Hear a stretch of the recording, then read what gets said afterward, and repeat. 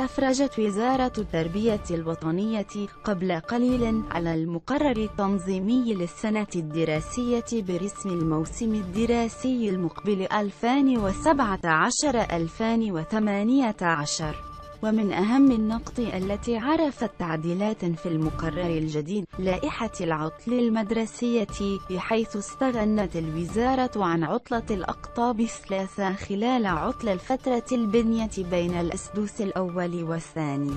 كما قزمت الوزارة عدد أيام العطلة والذي أصبح 42 يوماً.